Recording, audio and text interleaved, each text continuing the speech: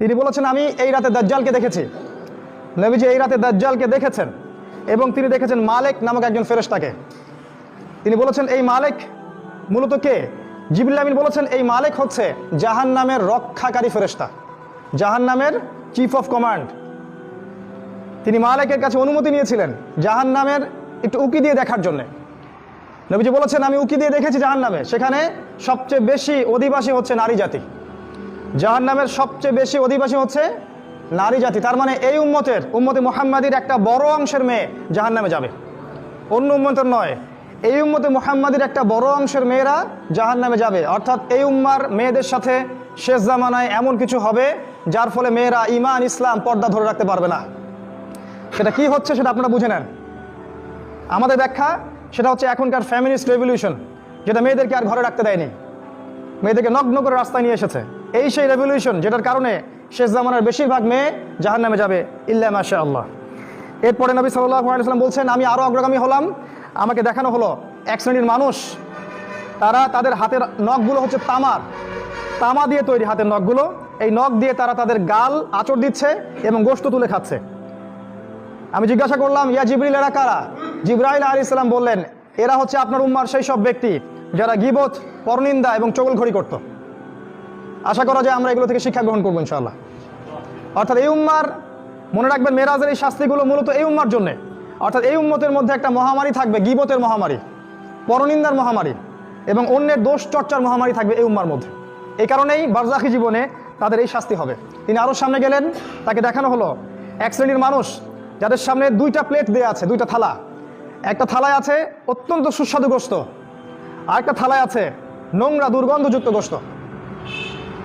নবীজি বললেন আমি দেখলাম তারা দুর্গন্ধযুক্ত গোশতগুলো খাচ্ছে, আর যেটা বিশুদ্ধ গোশত সুন্দর সেটা খাচ্ছে না। নবীজি বললেন এরা কারা? জিবরাইল আলাইহিস সালাম বললেন এরা হচ্ছে আপনার উম্মার সেই সব ব্যক্তি যাদের ঘরে স্ত্রী থাকা সত্ত্বেও বাইরে তারা অন্য মেয়ের সাথে যৌন সম্পর্কে লিপ্ত হতো, এবং ঘরে স্বামী থাকা সত্ত্বেও বাইরে পরপুরুষের সাথে যৌন সম্পর্কে লিপ্ত হতো, অর্থাৎ ব্যভিচার করত।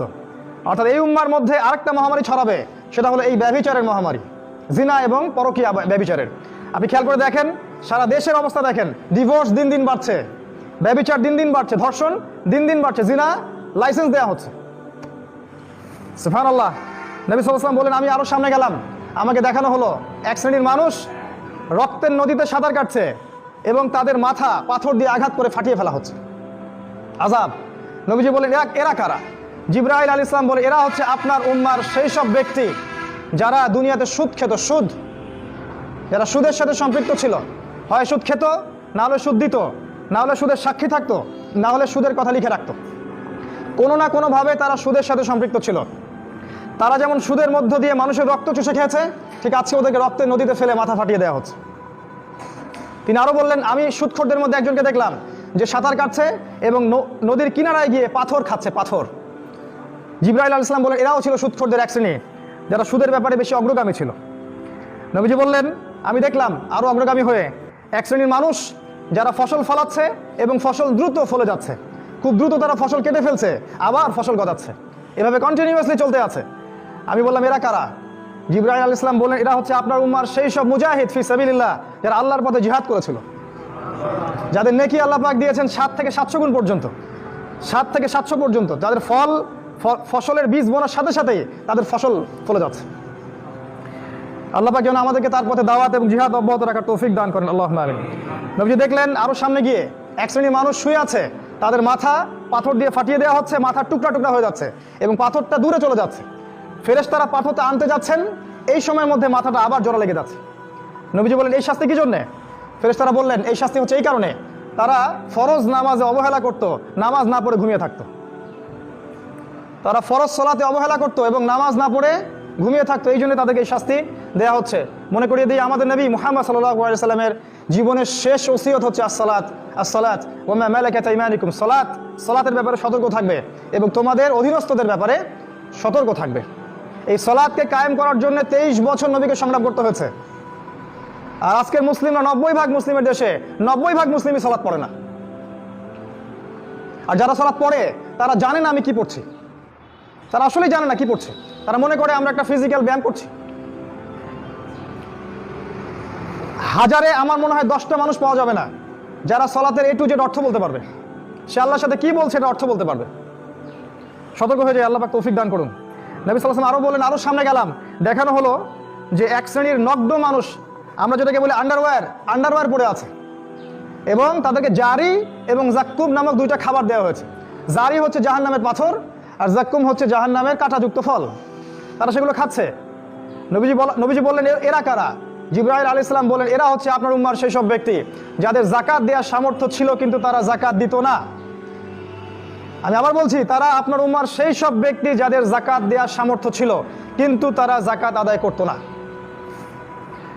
নবী সাল্লাল্লাহু আলাইহি ওয়াসাল্লাম দেখলেন আরো এক শ্রেণীর মানুষ যারা লাকড়ি জড়ো করছে, কাঠের লাকড়ি, অনেকগুলো লাকড়ি জড়ো করছে কিন্তু তারা বোঝা বহন করতে পারছে না। নবীজি বলে, এরা কারা? তাকে বলা হলো, এরা আপনার উম্মার সেই সব ব্যক্তি যারা দায়িত্ব পালন করতে পারতো না কিন্তু দায়িত্ব তাদের কাঁধে নিত। পলিটিক্যাল নেতারা সতর্ক হয়ে যান, যারা দায়িত্ব পালন করতে পারতো না কিন্তু দায়িত্ব তাদের কাঁধে জোর করে নিত, চেয়ে নিত দায়িত্ব, আমাকে দায়িত্ব দাও, আমি যোগ্য, কিন্তু দায়িত্ব তারা পালন করতে পারতো না। এই শাস্তি হবে পরকালে। নবীজি দেখলেন এক শ্রেণীর মানুষের জিহ্বা আগুনের কেচি দিয়ে কেটে দেওয়া হচ্ছে এবং জিহ্বার বাকি অংশ টেনে পিঠের পিছনে পেরেক দিয়ে লাগিয়ে দেওয়া হচ্ছে। নবীজি বলেন, এরা কারা? সাল্লাল্লাহু আলাইহি ওয়াসাল্লাম তাকে বলা হলো, এরা আপনার উম্মার বক্তা, এরা আপনার উম্মার দায়ী এবং বক্তা, আলেম, কারি এবং হাফেজ, যারা মানুষকে খুব সুন্দর সুন্দর দিনের নসিহত করতো কিন্তু তারা নিজেরাই সে আমল করতো না। নাউযুবিল্লাহি মিন যালিক।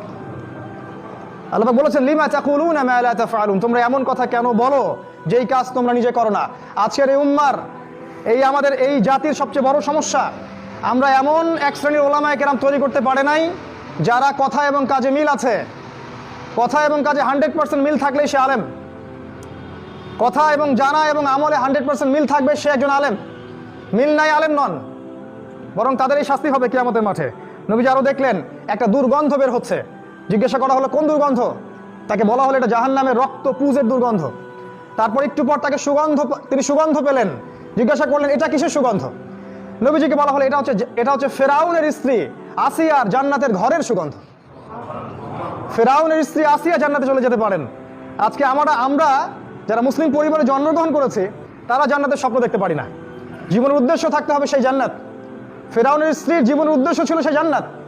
হাজারটা নির্যাতন সহ্য করার পরেও সে ফেরাউনের ওই জুলুম, ওই কুফর, শিরকের সামনে আত্মসমর্পণ করে নাই। আজও যদি আমরা সেইভাবে চলতে পারি, ইনশাআল্লাহ আল্লাহ পাক আমাদেরকেও সেই ফেরাউনের স্ত্রীর মতোই জান্নাত দান করুন ইনশাআল্লাহ তাআলা।